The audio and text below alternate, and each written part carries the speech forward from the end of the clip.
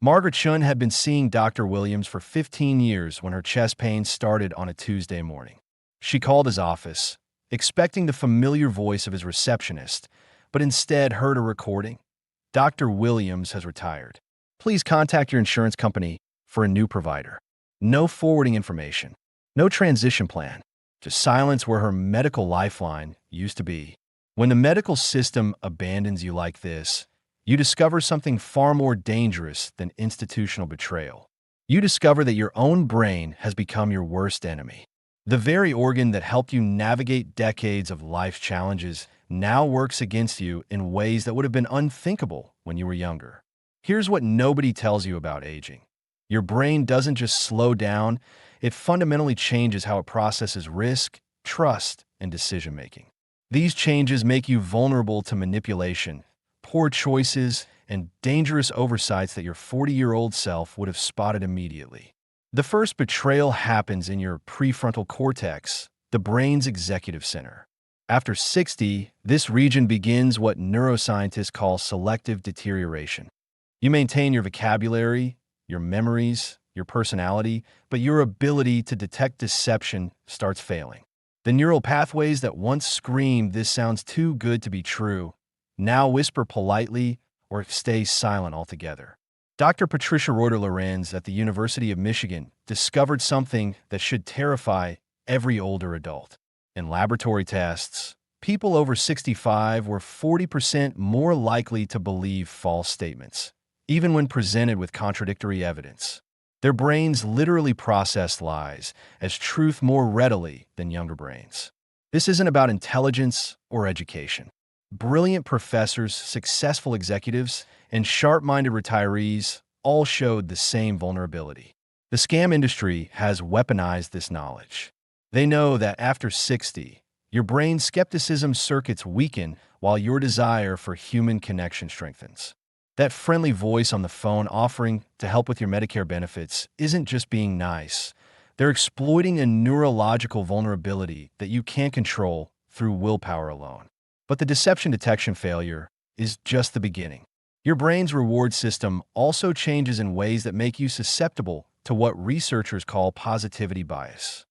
Younger brains focus equally on potential gains and losses when making decisions. Older brains increasingly focus on potential gains while minimizing potential losses. This sounds positive, but it's actually dangerous.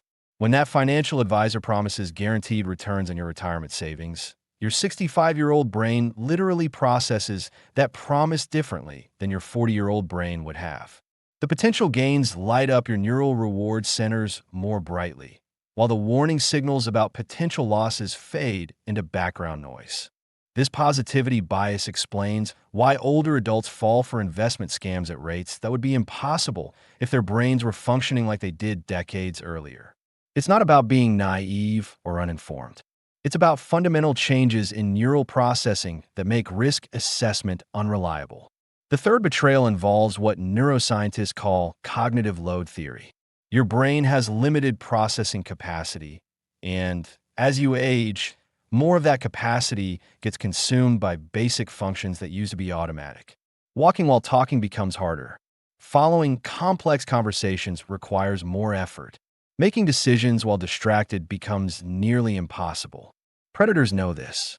They deliberately create high-pressure, information-heavy situations that overwhelm your cognitive capacity. The Medicare scammer doesn't just offer help, they create urgency. Your benefits will be canceled if you don't act today. They provide complex information. The new regulations require immediate verification of your Social Security number. They demand quick decisions. I can only hold this rate for the next 10 minutes.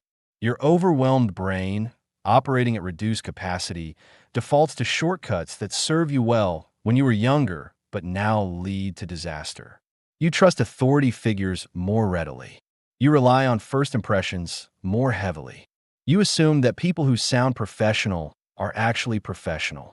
The fourth betrayal is perhaps the cruelest: your brain's changing relationship with time.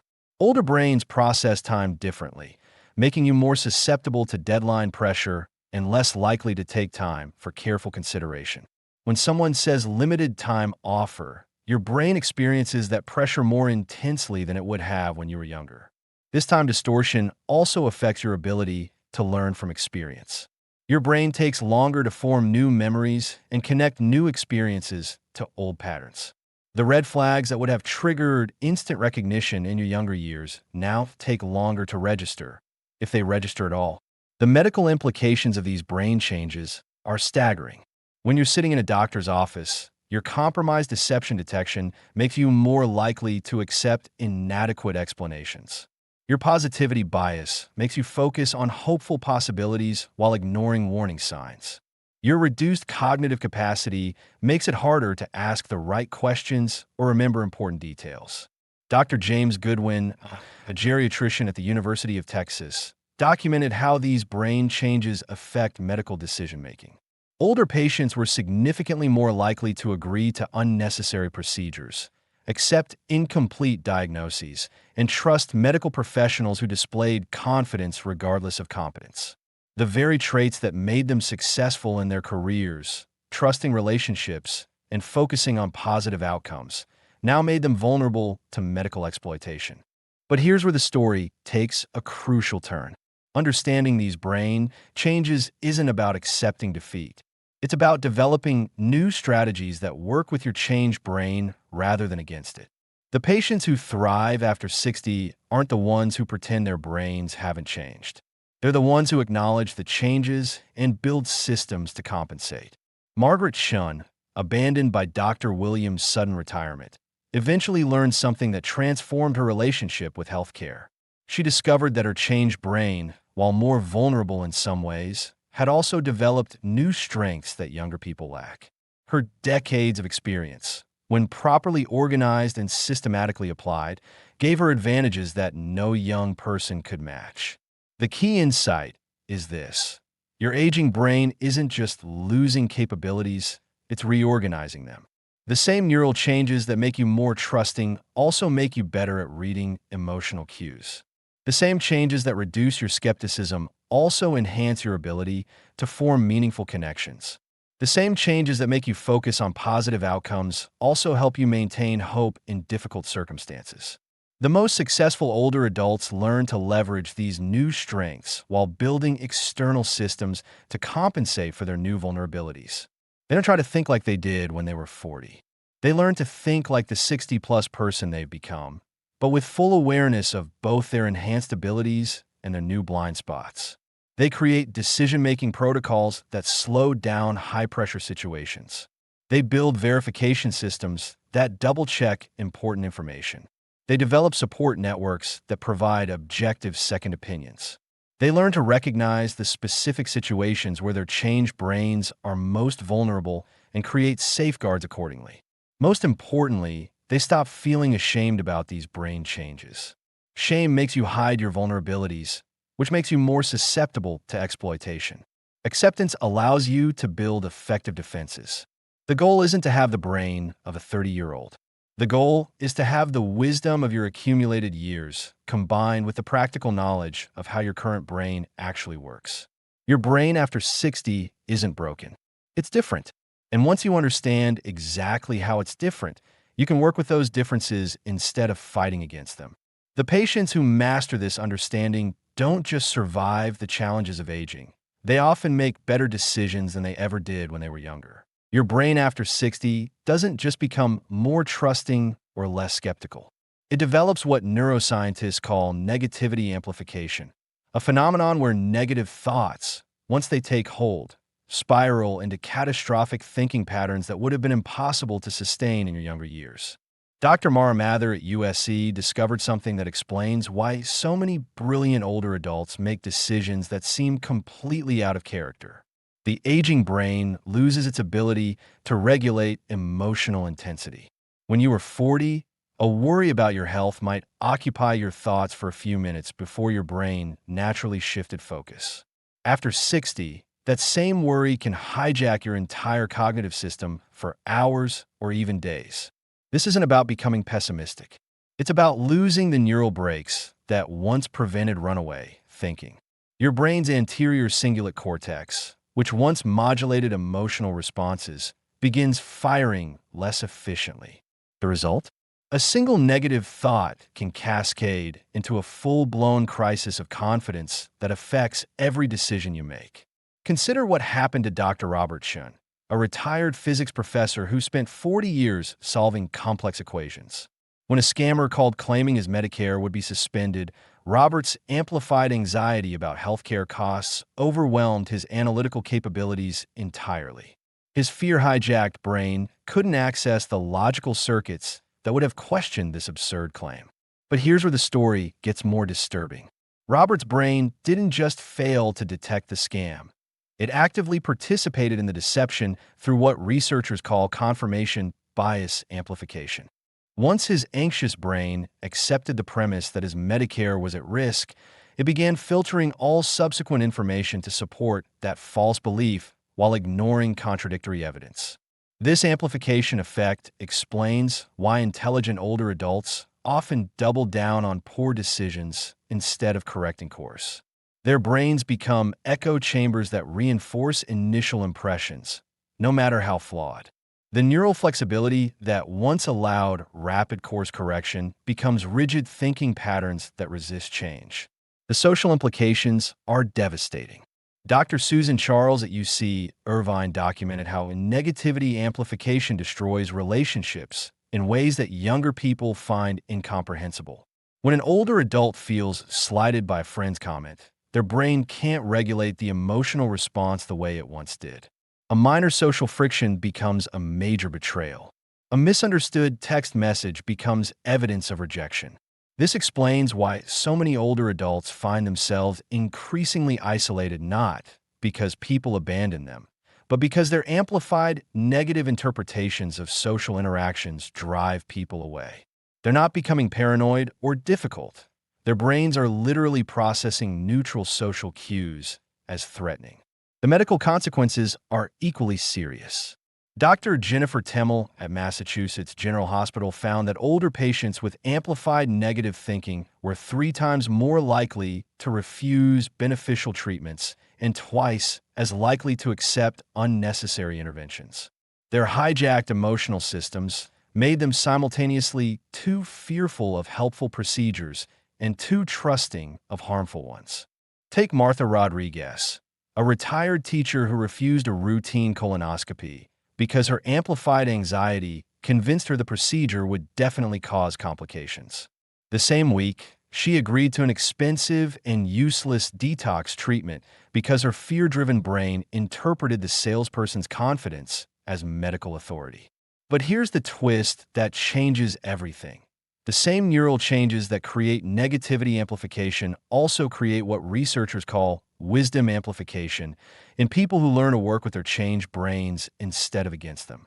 Dr. Dilip, just at UC San Diego, discovered that older adults who acknowledge their amplification tendencies and develop specific countermeasures often demonstrate decision-making wisdom that surpasses their younger selves.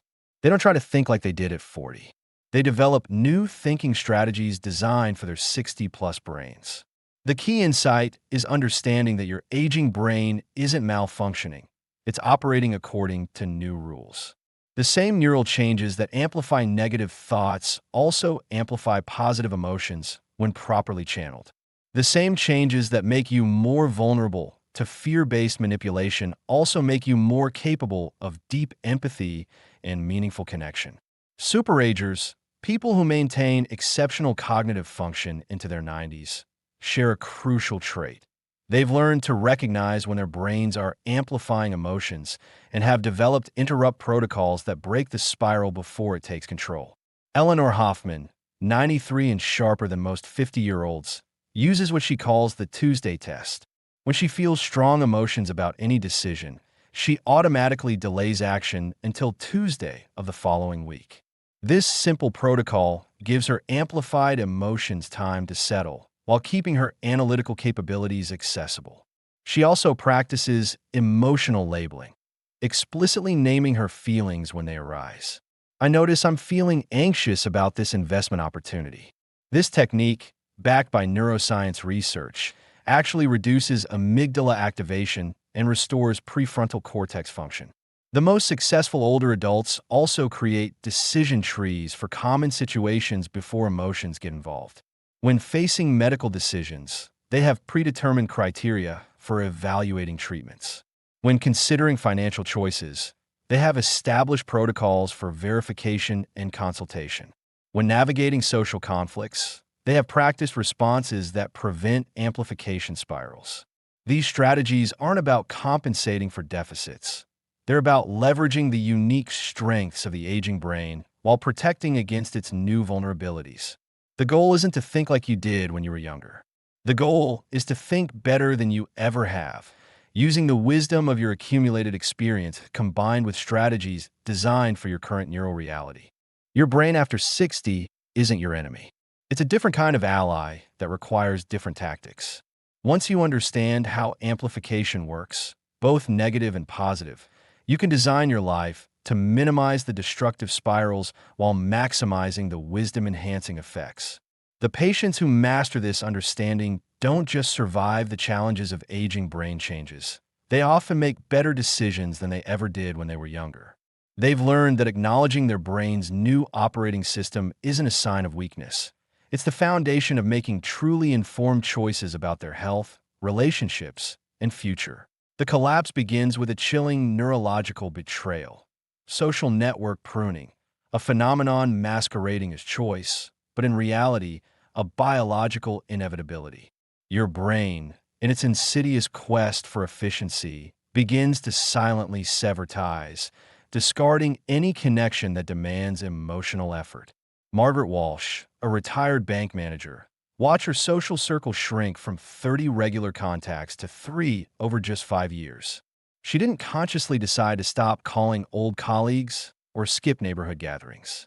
Her brain simply stopped generating the motivation to maintain relationships that felt effortful. What seemed like natural drift was actually neurological triage. The same brain changes that cause social pruning also make forming new connections nearly impossible.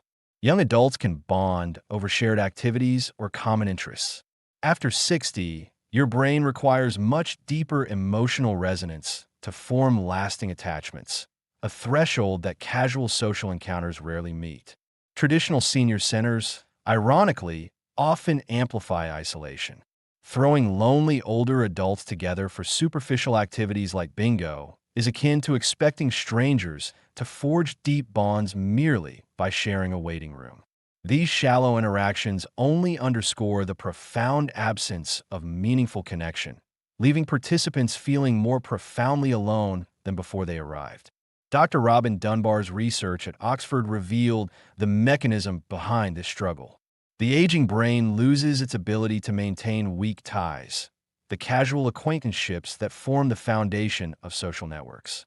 Without these weak ties, older adults become socially stranded on islands of their remaining close relationships, with no bridges to new connections. Consider Thomas Chun, a retired engineer whose grief after his wife's death spurred him to join 4 different senior groups. Yet, despite months of diligent attendance, no meaningful friendships materialized. His aging brain, incapable of translating shallow social pleasantries into genuine connection, left him feeling a deeper, more acute isolation surrounded by people than he ever did alone in his quiet home. The biological consequences of loneliness are terrifyingly tangible. Chronic social isolation unleashes social inflammation, a stress response that ravages every organ system. Isolated older adults exhibit cortisol levels mirroring trauma victims, compromised immune function, and accelerated cognitive decline that tragically mimics early dementia. Dr. Steve Cole at UCLA uncovered the chilling genetic truth. Loneliness upregulates inflammatory genes while simultaneously crippling antiviral defenses. Their bodies, in a grim evolutionary echo, prepare for physical injury as if facing violence, abandoning the vital fight against disease. This biological programming explains why socially isolated seniors succumb faster to everything: heart disease, cancer, pneumonia, even accidents. Their very cells are locked in a chronic stress state, accelerating aging and sabotaging healing. Loneliness isn't merely a feeling. It is a silent, cellular assassin. The most insidious aspect of late-life loneliness is how it becomes self-reinforcing through social anxiety amplification. Isolated older adults become hypersensitive to social rejection, interpreting neutral interactions as negative. This heightened sensitivity makes them withdraw further, creating a downward spiral that becomes harder to break with each rotation. Dr. Cassiopo's research at the University of Chicago showed that lonely older adults develop hypervigilance to social threat. Their brains scan social interactions for signs of rejection or judgment, finding evidence even when none exists. A delayed response to a text becomes proof of disinterest. A canceled lunch becomes confirmation of unworthiness. This hypervigilance explains why well-meaning family members often fail to help. When adult children suggest social activities or introduce their parents to potential friends, the hypervigilant brain interprets these efforts as evidence that they're burdensome or pitiable. The help reinforces the isolation it's meant to cure. The solution isn't more social opportunities. It's understanding that social fitness, like physical fitness, requires specific training adapted to the aging brain's new operating system. Dr. Barbara Fredrickson at the University of North Carolina developed loving-kindness meditation protocols that actually rewire the social brain by reducing hypervigilance while increasing empathy. Her research showed that older adults who practiced these techniques for just 8 weeks showed measurable changes in brain regions associated with social connection. More importantly, they began forming meaningful relationships at rates comparable to much younger adults. The key wasn't changing their social environment. It was changing how their brains process social information. Revolutionary community-building experiments are emerging worldwide that work with rather than against the aging brain's social requirements. In the Netherlands, Humanitas programs place university students in nursing homes not as volunteers, but as residents. The intergenerational living creates the deep, daily interactions that aging brains need for meaningful connection. In Japan, share houses for seniors create intentional communities where residents commit to specific levels of interaction and mutual support.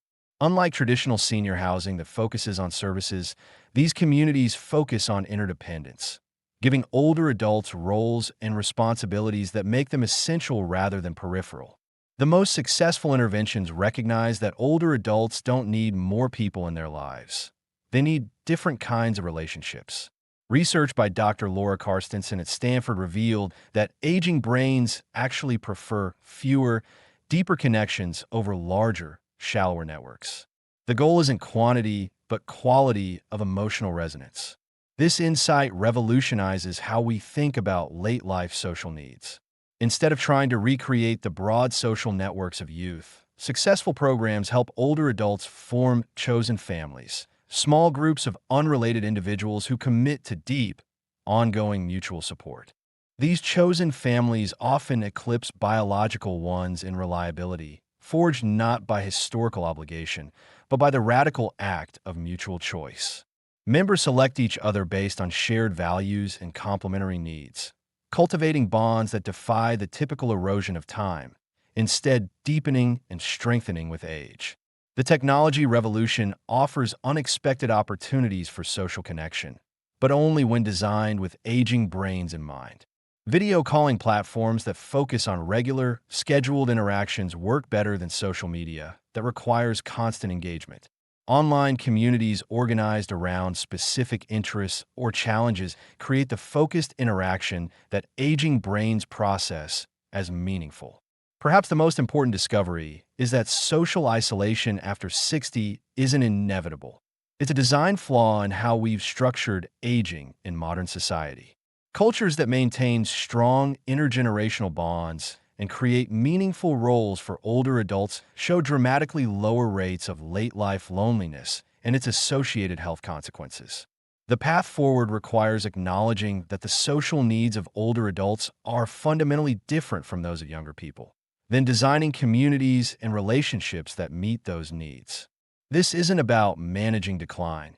It's about recognizing that the aging brain's social requirements, when properly understood and addressed, can lead to deeper, more meaningful connections than ever before. The cruelest betrayal of aging isn't physical decline or financial insecurity. It's watching your own children transform into polite strangers who schedule you into their lives like a dental appointment. This isn't about ungrateful kids or failed parenting. It's about a neurological reality so brutal that families worldwide suffer in silence, each believing they're uniquely broken. The drift begins with what scientists call developmental asynchrony. Your children's brains are now hardwired for completely different survival priorities than yours. While you're entering a phase where relationships and legacy matter most, they're in peak achievement mode. Their neural pathways firing constantly around career advancement, mortgage payments, and raising their own children. It's not that they don't love you. Their brains literally cannot process your emotional needs the same way they did in their 20s. Dr. Carl Pillemer's landmark study at Cornell University tracked 1,500 families over 2 decades, revealing that 27% of adult children have virtually no meaningful contact with their parents beyond obligatory holidays and emergencies. But here's the twist that shatters everything we think we know about family relationships. The distance isn't caused by childhood trauma or personality conflicts. It's caused by parents and adult children operating in completely different life phases with incompatible emotional needs. Consider Janet Morrison, a retired nurse whose relationship with her successful attorney daughter Sarah collapsed, not through any dramatic confrontation, but through 1,000 micro-rejections. When Janet called to share excitement about her garden club's charity project, Sarah's responses became increasingly brief and distracted. When Janet suggested weekend visits, Sarah cited work deadlines and soccer tournaments. The conversations grew shorter, the calls less frequent, until they settled into a hollow routine of birthday cards and Christmas visits. Janet interpreted this as rejection. Sarah experienced it as overwhelming pressure during the most demanding phase of her career and parenting years. Neither understood they were speaking different emotional languages shaped by their distinct life stages. The traditional advice, communicate more or respect boundaries, fails because it ignores the neurological reality driving the disconnect. Research by Dr. Susan Bluck at the University of Florida reveals that middle-aged adults literally cannot process their aging parents' emotional needs the same way they did in their 20s. Their brains are optimized for forward-focused problem-solving, not the reflective, relationship-centered thinking that becomes dominant after 60. This creates what family therapists call the empathy gap. Adult children genuinely cannot understand why their parents seem so focused on family connection when there are mortgages to pay and careers to build. Meanwhile, parents cannot fathom why their children prioritize work achievements over family relationships when time is clearly running out. The pain deepens when parents witness their children's intense involvement with their grandchildren while feeling increasingly peripheral. Dr. Vern Bankson's longitudinal study spanning 4 generations found that grandparents often feel more emotionally distant from their adult children than from their grandchildren, creating a heartbreaking irony where the middle generation becomes the barrier rather than the bridge. Margaret Chun watched her son David transform from a loving, attentive young man into someone who seemed to view her as a burden to be managed. He hired a housekeeping service without asking if she wanted help. He researched senior communities for future reference. He spoke to her in the same patient, slightly condescending tone he used with his 7-year-old daughter. The message was clear. She had become a problem to be solved rather than a person to be cherished. But here's where the story takes an unexpected turn. The families that successfully navigate this transition don't do it by demanding more attention or accepting less connection. They do it by completely reimagining the parent-child relationship for this new life phase. Dr. Ruth Finkelstein's research at Columbia University identified what she calls relationship reinvention. Successful families consciously create new roles and interaction patterns that align with everyone's current life stage needs. Instead of trying to maintain the intensive emotional connection of earlier years, they build what she terms parallel intimacy, deep connection that doesn't require constant attention. Take the revolutionary approach of Robert and Linda Zhao, whose relationship with their three adult children was deteriorating until they made a counterintuitive decision. Instead of requesting more visits or phone calls, they announced they were starting a family investment club. Each month, family members would research and present investment opportunities, with everyone contributing to a shared portfolio. The genius of this approach was that it gave their achievement-oriented children a concrete reason to engage that aligned with their current priorities. The monthly meetings became eagerly anticipated events where financial discussions naturally evolved into deeper conversations about values, goals, and family legacy. The children began calling with investment ideas, market insights, and eventually personal updates. The investment club succeeded because it worked with rather than against their children's developmental stage. Instead of asking for emotional labor during their most demanding life phase, it offered intellectual stimulation and practical value that their children's brains were primed to appreciate. Similarly, Dr. Marilyn Albert's research at Johns Hopkins revealed that intergenerational relationships thrive when older parents become resources rather than dependents. Families where parents offered expertise, connections, or practical support maintain much stronger bonds than those where parents primarily sought attention and care. This insight explains why certain cultures maintain stronger intergenerational bonds. In traditional Chinese families, older parents retain advisory roles in major decisions, from career moves to child-rearing strategies. In Jewish families, grandparents often serve as cultural and religious educators. These roles give aging parents ongoing relevance that transcends mere emotional connection. The concept of chosen family emerges as a crucial alternative for parents whose biological children remain emotionally distant despite best efforts. Dr. Eli Finkel's research at Northwestern University found that older adults who cultivate deep friendships with unrelated individuals often experience more consistent emotional support than those relying solely on family connections. Barbara Martinez discovered this after years of painful interactions with her two daughters, who lived across the country and seemed to view her as an obligation. At 72, she joined a book club that met weekly at a local coffee shop.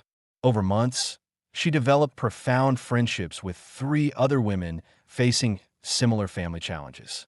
They began sharing holidays, supporting each other through health scares, and celebrating personal milestones with an enthusiasm her daughters rarely showed. These chosen family relationships often provide the emotional intimacy and practical support that strained family relationships cannot. Unlike biological relationships burdened by decades of complicated history and conflicting expectations, chosen family bonds form around current compatibility and mutual choice. The most successful chosen families operate on what researchers call reciprocal interdependence. Each member both gives and receives support based on their unique strengths and needs.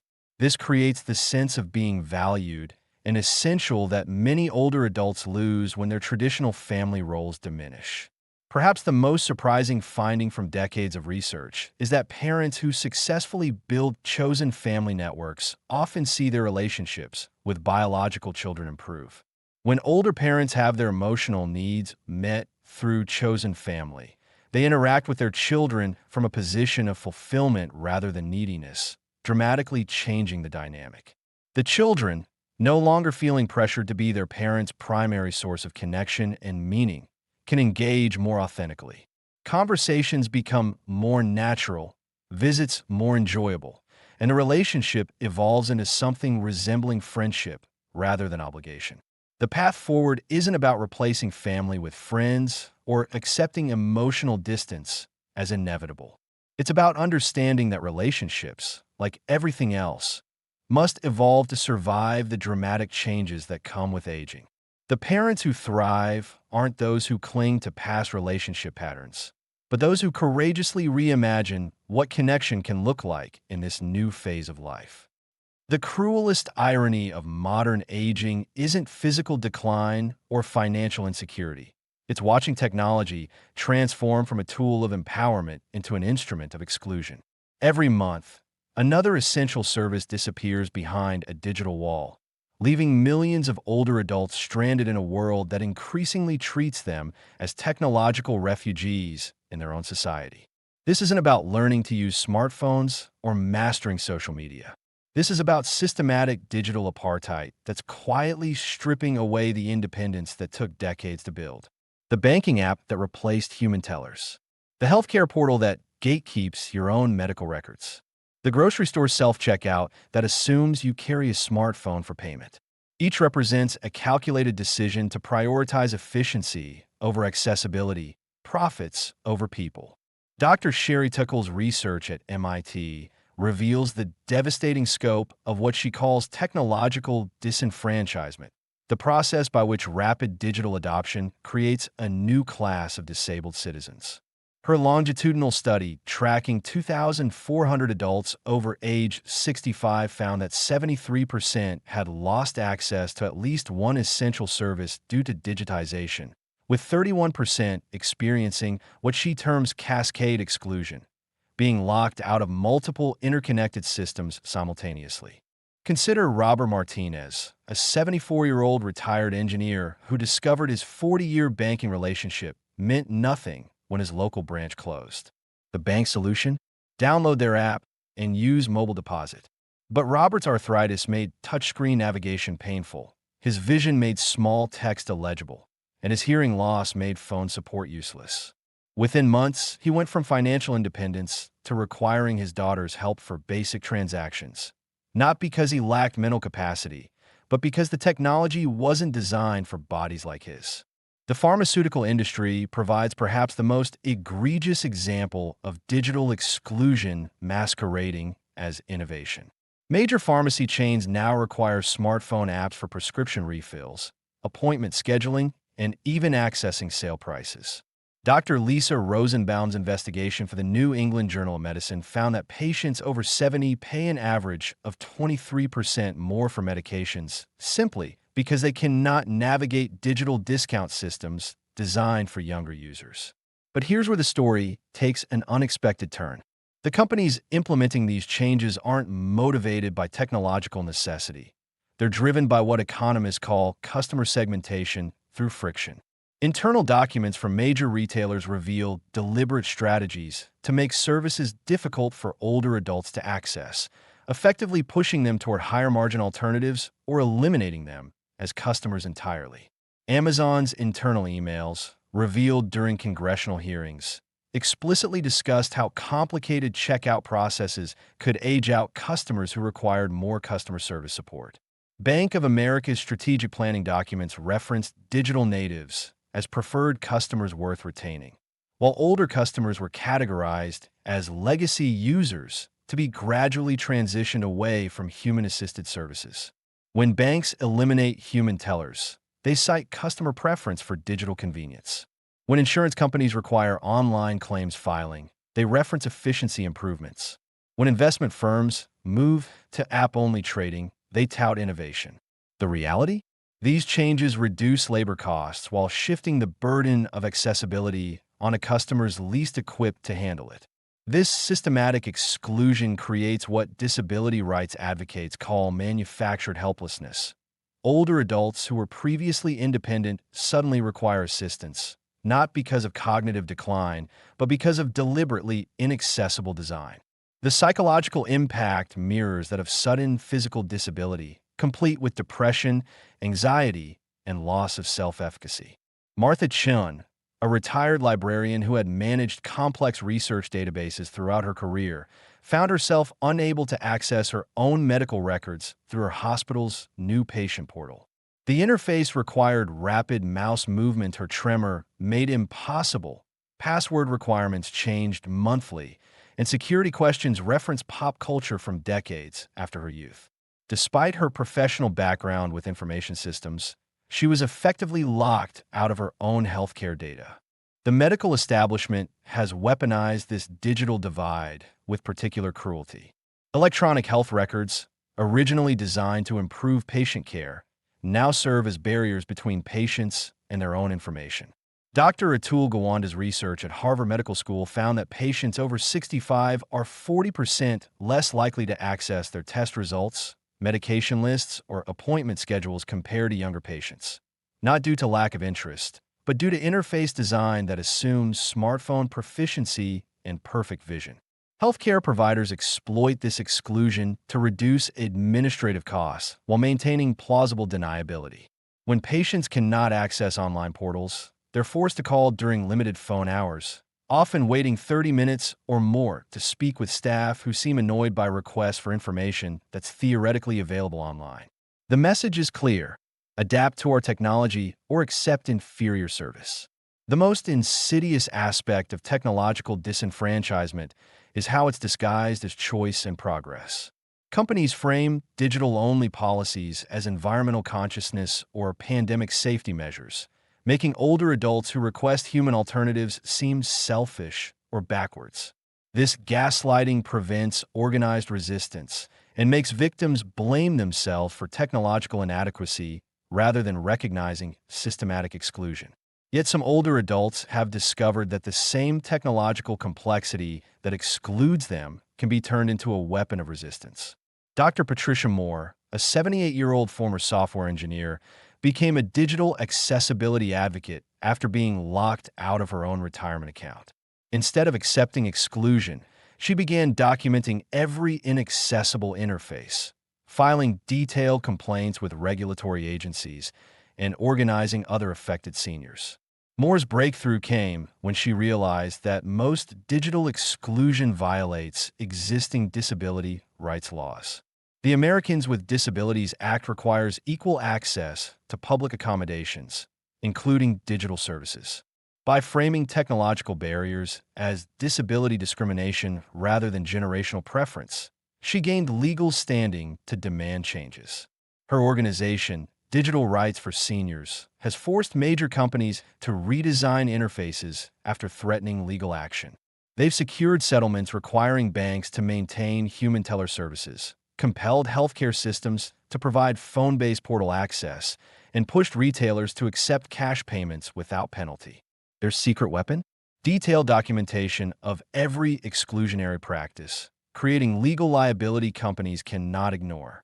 The resistance tactics that work best exploit the same profit motives that created digital exclusion.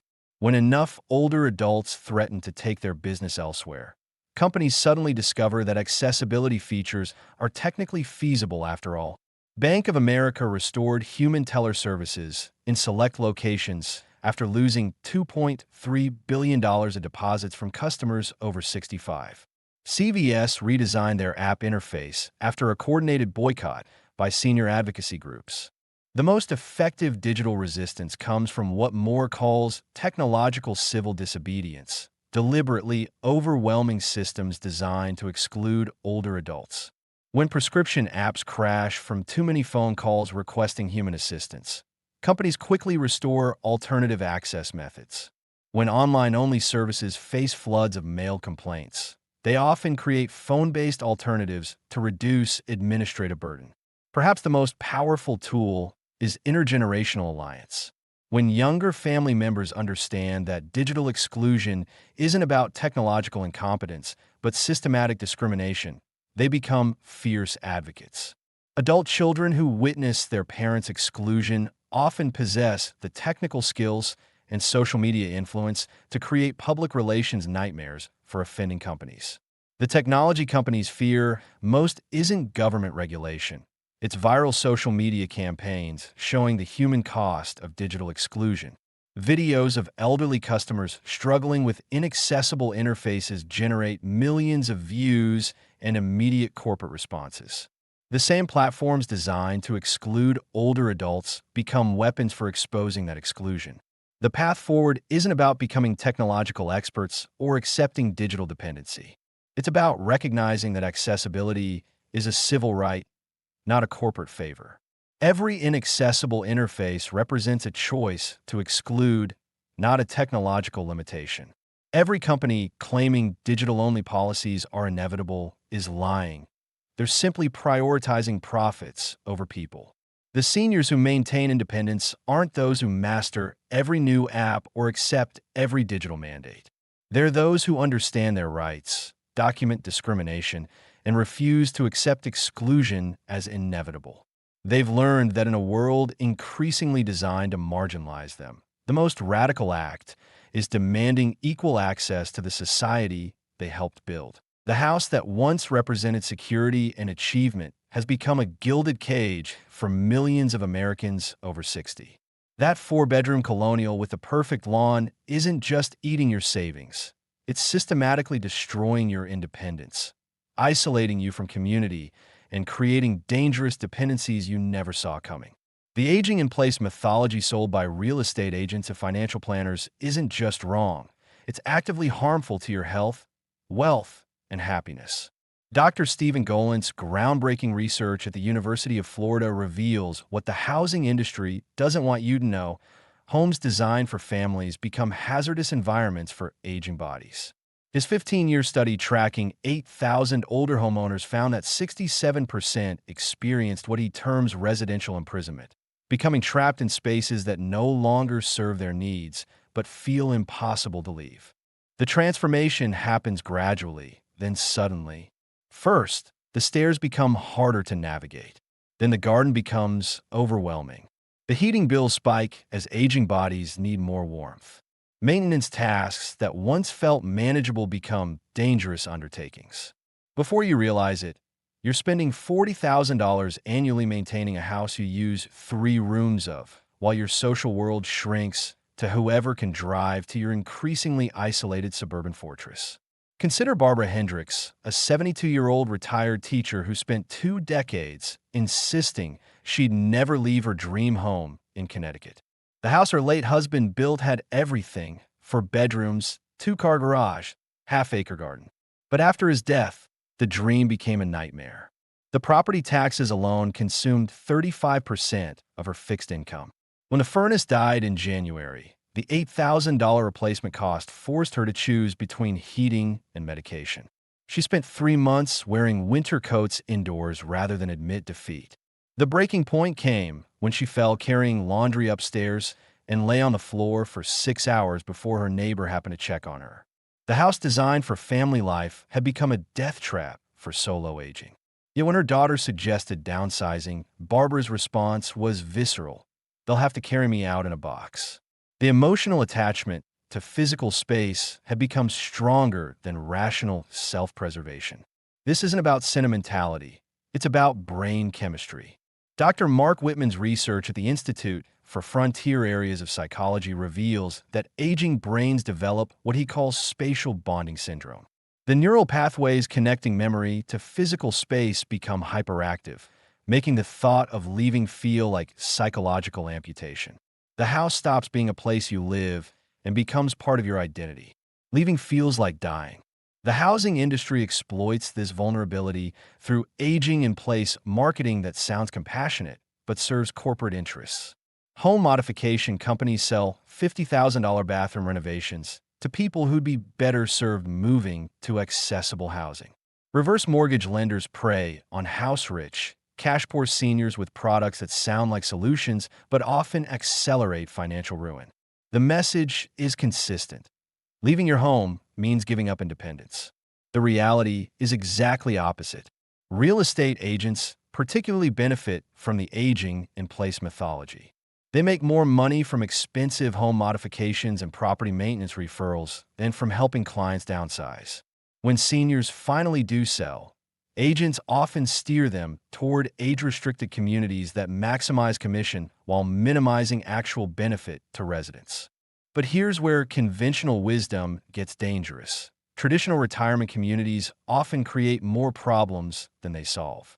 Dr. Rosemary Bleesner's longitudinal study at Virginia Tech found that 43% of residents in age-restricted communities report increased depression compared to their previous housing situations. The problem isn't age segregation itself. It's the institutional model that treats residents as patients rather than autonomous adults. The most insidious aspect of traditional senior housing is what gerontologists call learned helplessness acceleration. When communities provide all services meals, cleaning, maintenance, transportation. Residents rapidly lose the skills and confidence that kept them independent. Within 18 months, people who were managing their own household become unable to prepare simple meals or navigate basic tasks. The safety net becomes a spiderweb. Margaret Walsh discovered this firsthand when she moved to what seemed like an ideal retirement community in Arizona. The marketing promised maintenance-free living and resort-style amenities. What they didn't mention was the rigid meal schedule, the infantilizing activities program, and the subtle pressure to surrender decision-making to staff. Within a year, this former bank executive found herself asking permission to have groceries delivered and requiring assistance with tasks she'd managed independently for decades. The community's medical director later admitted that their model was designed around liability reduction, not resident empowerment. Every policy prioritized institutional protection over individual autonomy. Residents weren't customers. They were potential lawsuits to be managed through increasing levels of control and supervision. Yet around the world, innovative housing models are proving that the choice between dangerous independence and institutional dependence is false. In the Netherlands, the Humanitas movement creates intergenerational housing where university students live rent-free with older adults in exchange for 30 hours monthly of companionship and light assistance. Both generations maintain complete autonomy while benefiting from natural support networks. The results are remarkable. Dr. Hayes Sidge's research at Delft University found that older residents in Humanitas housing maintain independence 40% longer than those in traditional senior communities. The students report higher academic performance and life satisfaction. The model works because it's based on mutual benefit rather than caretaking relationships. Japan's share houses for seniors represent another breakthrough approach. These aren't institutional facilities, but intentionally designed communities where older adults maintain private apartments while sharing common spaces and resources. Residents organize their own activities, manage shared gardens, and provide informal support networks without surrendering autonomy to professional staff.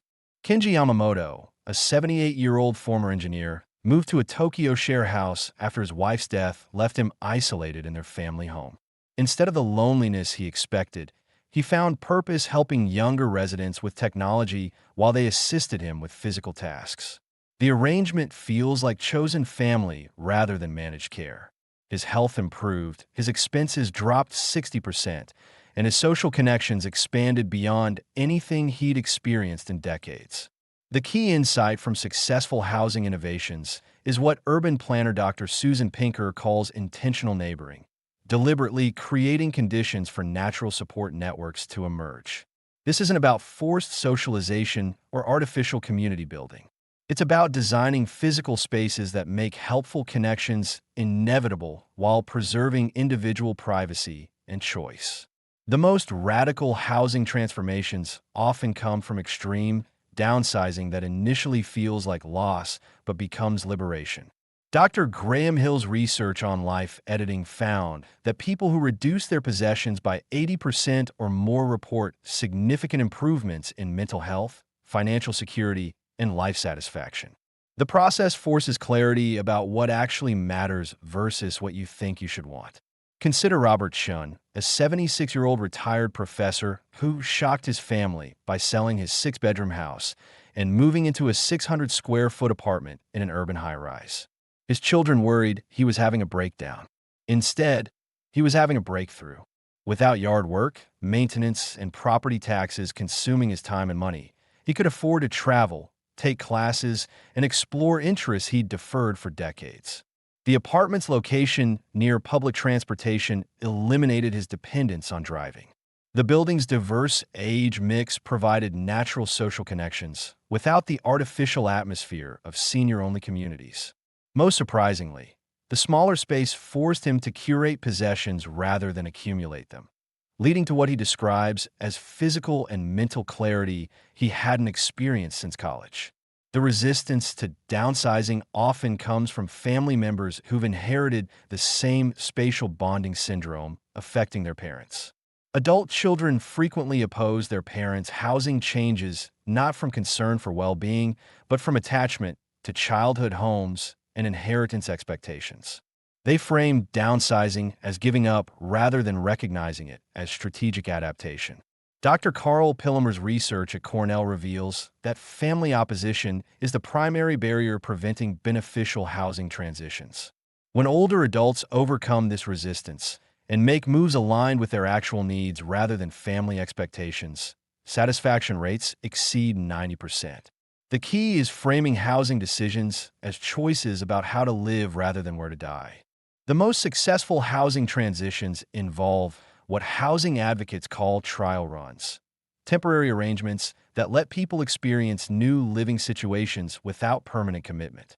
Some innovative communities offer month-long residencies, apartment swaps, or gradual transition programs that reduce the psychological barriers to change. The technology sector has begun recognizing the massive market opportunity in age-friendly housing solutions. Smart home systems designed specifically for aging bodies can monitor health, prevent falls, and maintain connections without creating institutional atmospheres. These aren't medical devices disguised as conveniences. They're tools that extend independence rather than replacing it. The real revolution in senior housing won't come from technology or institutional innovation. It will come from older adults themselves rejecting the false choice between dangerous independence and managed dependence. The pioneers creating new models share one characteristic. They refuse to accept that aging requires surrendering control over their living environment. The housing decision you make at 65 will determine whether you spend your 70s and 80s as an autonomous adult or a managed resident. The house that once represented success can become the prison that prevents you from adapting to changing needs and opportunities. The question isn't whether to leave your current housing. It's whether you'll make that decision proactively or wait until crisis forces your hand. The seniors thriving in their later years aren't those who clung to familiar spaces, but those who had the courage to reimagine what home could mean. They discovered that independence isn't about maintaining the same lifestyle indefinitely. It's about retaining the power to choose how that lifestyle evolves. Your home should serve your life, not the other way around. Margaret Chun hadn't slept in months, not because of pain or medication side effects, but because her brain couldn't process the silence. At 73, 2 years into retirement from her engineering career, she lay awake wondering what the hell she was supposed to do with the rest of her life. When her former colleague called at 3:47 a.m., panicking about a project deadline, Margaret found herself walking him through a solution that would save the company $200,000.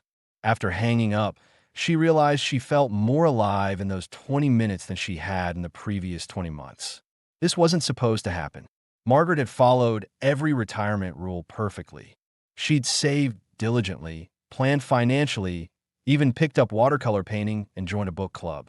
Yet she was drowning in what researchers call existential quicksand, a phenomenon so common among retirees that it's become the leading predictor of early cognitive decline and depression. The human brain doesn't distinguish between losing a job and losing an identity. When you remove the neural pathways built around professional competence, achievement, and social recognition, you don't get peaceful contentment. You get what neuroscientists call purpose deficit disorder. The brain interprets retirement not as reward, but as social death. The symptoms are unmistakable, but rarely recognized. Successful professionals find themselves obsessively checking email from jobs they no longer have. Former executives become controlling micromanagers of household tasks that don't require management. Accomplished women throw themselves into grandparenting with an intensity that exhausts their adult children. These aren't character flaws. They're withdrawal symptoms from purpose addiction. Take James Morrison, a retired federal judge who spent 40 years making decisions that affected thousands of lives. 6 months into retirement, he was reorganizing his sock drawer by color and thread count, creating elaborate filing systems for utility bills, and writing detailed critiques of restaurant service that no one would ever read. His wife found him at 2 a.m. creating a PowerPoint presentation about optimal grocery shopping routes. The man who once commanded courtrooms was drowning in manufactured urgency because his brain couldn't process purposelessness. The volunteer work solution sounds compassionate, but often accelerates the crisis. Research shows that 73% of retirees who jump into volunteer work report feeling more empty, not less, within 6 months. The problem isn't lack of goodwill. It's mismatched expectations. Volunteering at soup kitchens or reading to children can feel meaningful, but it rarely provides the intellectual challenge, social status, or sense of mastery that professional identities delivered. The deeper issue is what psychologists call competence displacement anxiety. When you've spent decades being the expert, the decision maker, the person others depend on, ladling soup or stuffing envelopes can feel like elaborate busy work designed to keep you occupied rather than engaged. Your brain knows the difference between being needed and being accommodated. Patricia Williams discovered this harsh reality when she left her position as a hospital administrator to volunteer at a local clinic. Despite her decades of healthcare management experience, she was assigned to filing and greeting patients. When she suggested improvements to their scheduling system, staff smiled politely and ignored her input. The message was clear: we appreciate your time, but not your expertise. Within 3 months, she was more depressed than when she started.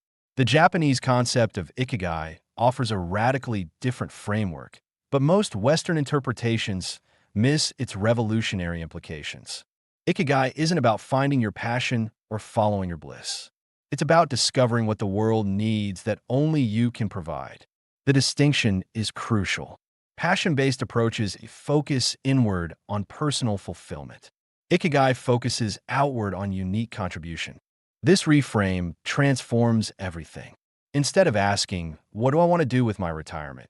the question becomes, "What problems exist that my unique combination of skills, experience, and perspective could address?" The shift from self-focus to service focus activates entirely different neural networks, ones associated with purpose rather than pleasure. Robert Martinez exemplifies this transformation. After retiring from a 30-year career in aerospace engineering, he spent months feeling useless despite comfortable finances and good health. The breakthrough came when his neighbor mentioned struggling with her elderly father's medication management. Robert's systems thinking background led him to develop a simple but elegant tracking system that prevented dangerous drug interactions. Word spread through his community. Soon, Robert was consulting with families across the city, helping them navigate complex medical situations that overwhelmed them but felt manageable to someone with his analytical background. He wasn't practicing medicine. He was applying engineering principles to healthcare logistics. The work used his core competencies while serving a genuine need that no one else was addressing. Within a year, Robert had created an informal network of retired professionals providing specialized support to families dealing with aging parents. The aerospace engineer handled medical coordination. The former marketing executive managed insurance negotiations. The retired teacher developed educational materials for family caregivers. Each person contributed their unique expertise to problems that desperately needed solving.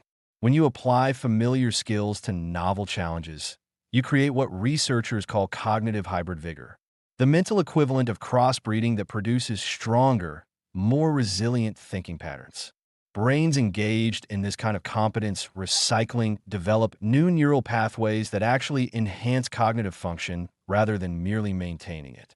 But here's where conventional wisdom becomes dangerous. The pressure to find your ikigai can create its own form of existential anxiety.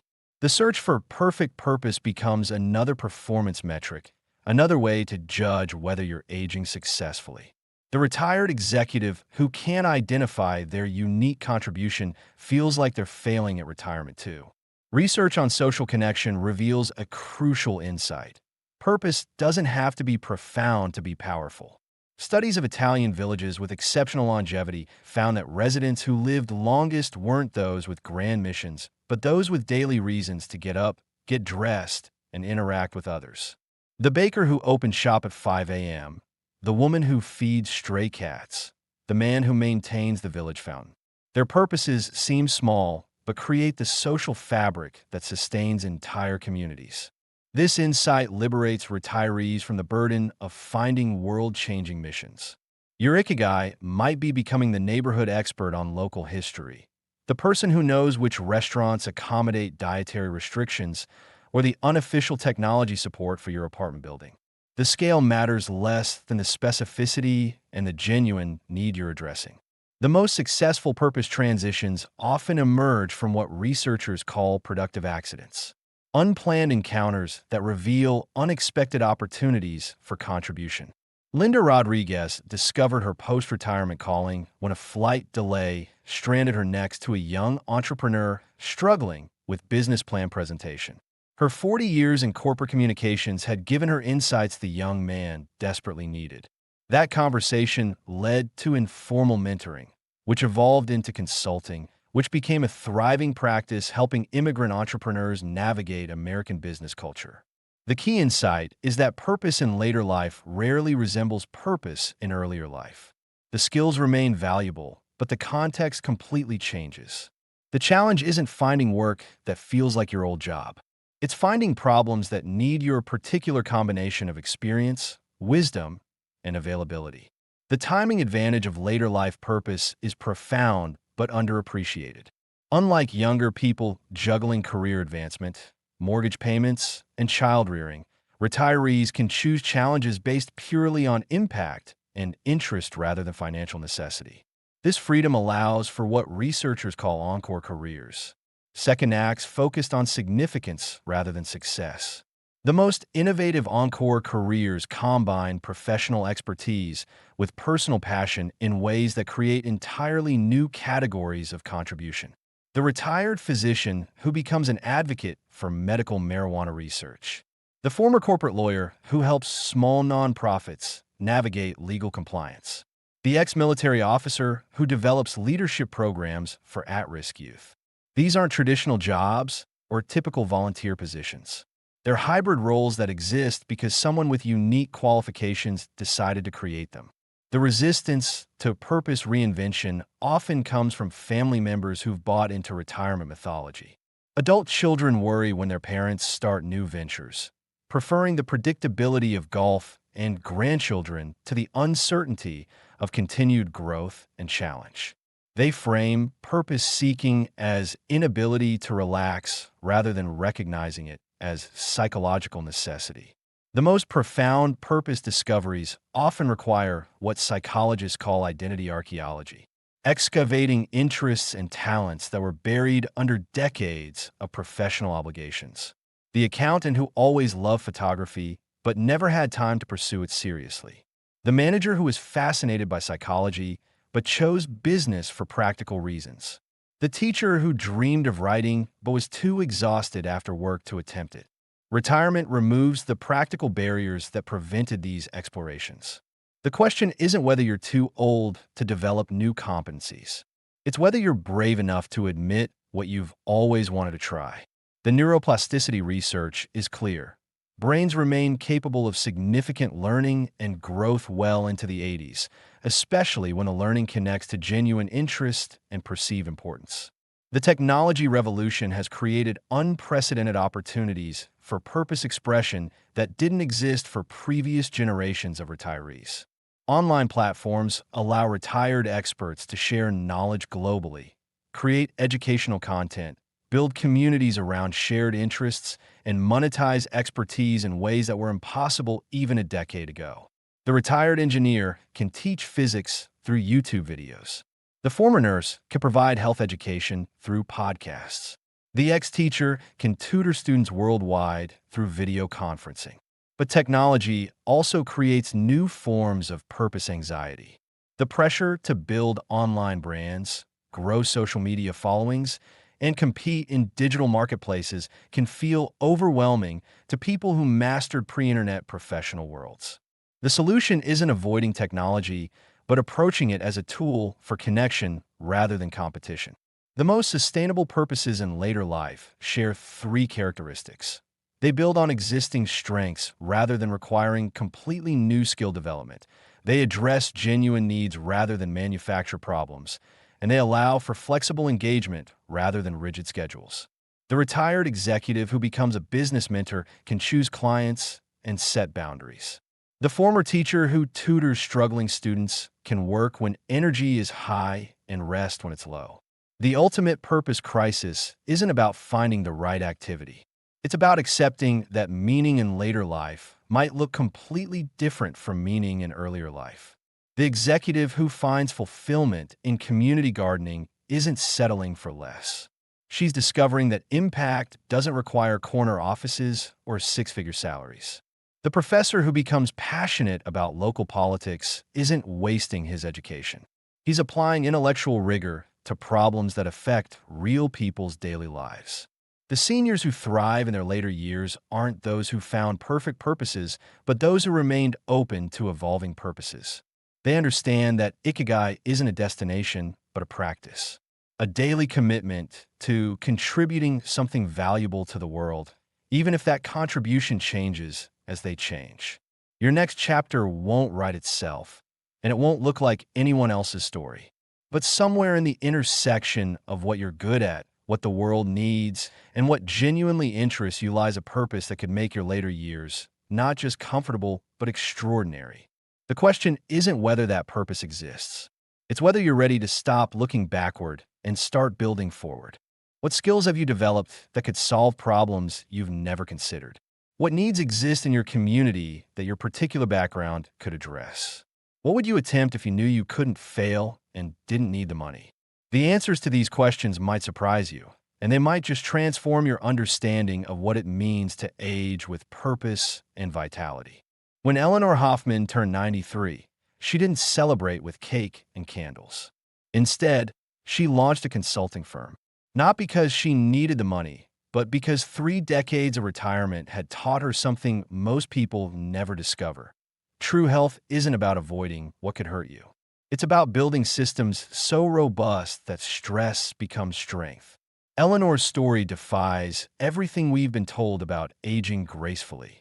After her husband died when she was 65, she lost her social circle when friends couldn't handle her grief. When her children moved across the country for their careers, she lost her support system. When her neighborhood gentrified, she lost her community. Each blow should have weakened her. Instead, she used each crisis to build what researchers call anti-fragile health, the kind that gets stronger under pressure. The difference between Eleanor and the millions of seniors who crumble under similar pressures isn't genetics, luck, or personality. It's architecture. She built her life around 6 interconnected health systems that function independently but reinforce each other. When one pillar shakes, the others hold firm. When multiple pillars face pressure simultaneously, they distribute the load rather than transferring it. This isn't positive thinking or wishful planning. It's engineering applied to human health. The same principles that make bridges earthquake-resistant can make lives crisis-resistant. The key insight is redundancy. Single points of failure create catastrophic vulnerability. Multiple, overlapping systems create unshakable stability. The first pillar is cognitive sovereignty, not just staying mentally sharp, but maintaining absolute control over your health decision-making processes. Eleanor learned this lesson when her first doctor retired without warning, leaving her scrambling for medical care. Instead of finding another physician to depend on, she became her own health advocate. She learned to read medical literature, question treatment recommendations, and seek multiple opinions before making decisions. Cognitive sovereignty means developing what neuroscientists call metacognitive awareness, the ability to observe your own thinking processes and recognize when they're being influenced by external pressures, emotional manipulation, or cognitive biases. When the insurance salesman called Eleanor with an urgent limited-time offer for supplemental coverage, she didn't evaluate the product. She evaluated why he was creating artificial urgency. When her cardiologist suggested an expensive procedure without explaining alternatives, she didn't trust his expertise blindly. She researched the recommendations independently. The most powerful aspect of cognitive sovereignty is learning to weaponize your age. Society expects older adults to be deferential, confused, or easily overwhelmed by medical complexity. Eleanor discovered that these expectations create camouflage. When she walked into a specialist's office looking confused and asking basic questions, doctors revealed their true thinking about treatment options.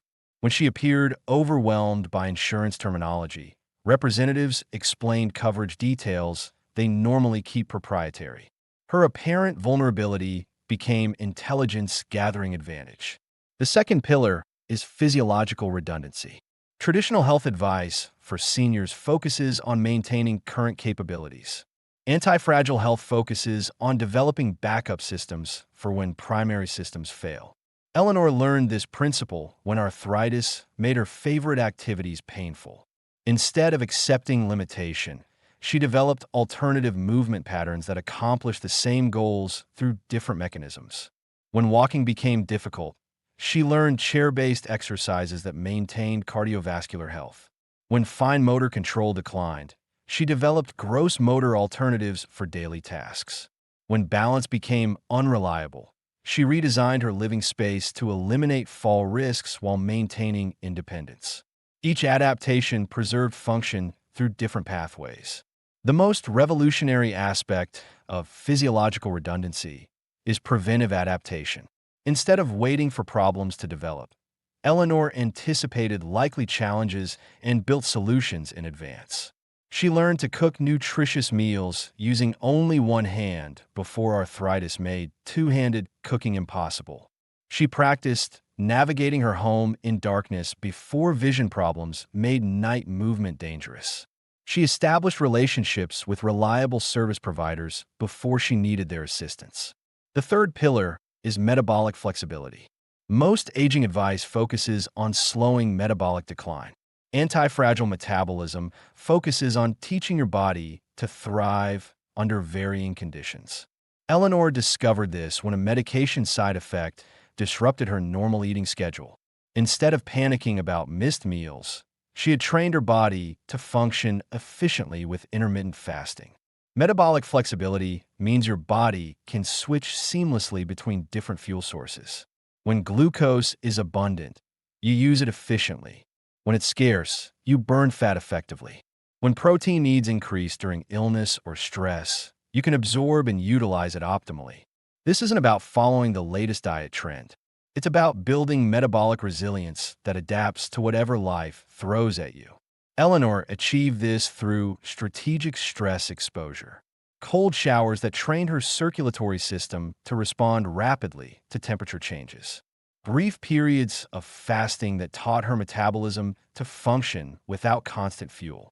Resistance exercises that challenged her muscles to grow stronger rather than just maintain current strength.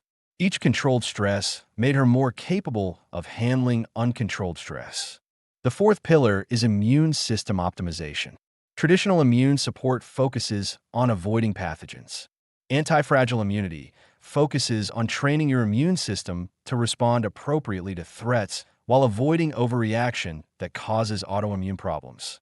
Eleanor learned this during the pandemic when her age put her in the highest risk category.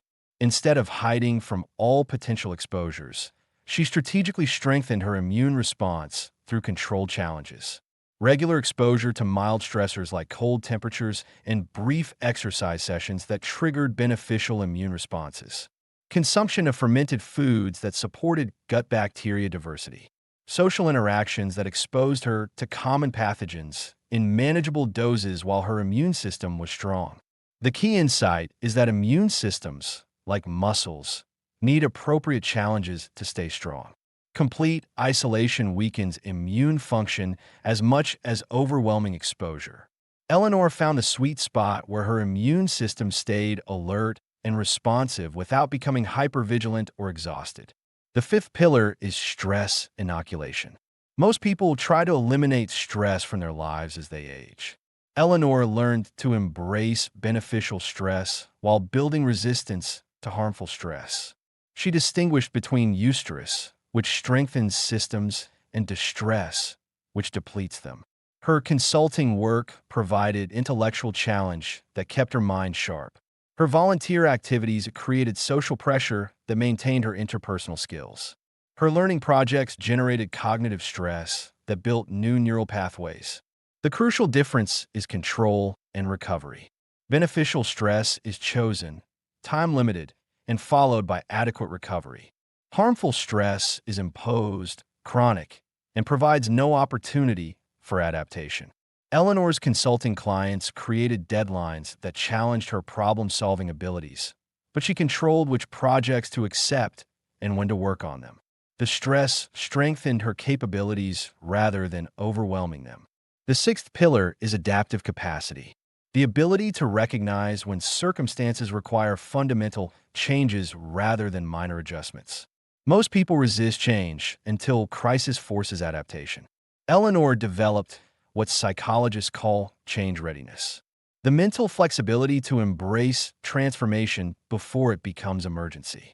When her neighborhood began changing, she didn't resist or complain. She studied the trends, identified opportunities, and positioned herself to benefit from the transition. When new residents needed help navigating local services, she became the unofficial welcome committee. When property values increased, she leveraged her equity to fund new ventures. When younger families moved in, she offered services that created intergenerational connections. The integration of these 6 pillars creates what health researchers call cascade protection. When one system faces pressure, the others automatically provide support. When multiple systems face simultaneous stress, they share the load rather than transferring it. The result is a health profile that becomes stronger under pressure rather than weaker. The most common mistake in building health resilience is sequential thinking, developing one pillar at a time, then moving to the next. Eleanor's success came from parallel development, building all 6 systems simultaneously so they could reinforce each other from the beginning. Her cognitive sovereignty helped identify metabolic opportunities. Her physiological redundancy enabled stress inoculation activities. Her immune optimization enhanced adaptive capacity. Her stress management provided motivation for continued learning. The transformation timeline surprised everyone, including Eleanor. Within 90 days of implementing the 6-pillar system, she noticed fundamental changes in how her body responded to challenges. Health problems that previously felt overwhelming became puzzles to solve. Medical setbacks that once triggered anxiety became information to process. Physical limitations that formerly created fear became adventures in adaptation. The most profound insight from Eleanor's journey is that health isn't about becoming invulnerable. It's about becoming anti-fragile, building systems that benefit from stress rather than merely surviving it. When her consulting firm faced its first major setback, she didn't just recover. She used the crisis to identify new market opportunities that made her business stronger. The ultimate test came when Eleanor faced her most serious health crisis at 91. A stroke that would have devastated someone dependent on single systems became a manageable challenge for someone with multiple backup plans. Her cognitive sovereignty meant she had already researched treatment options.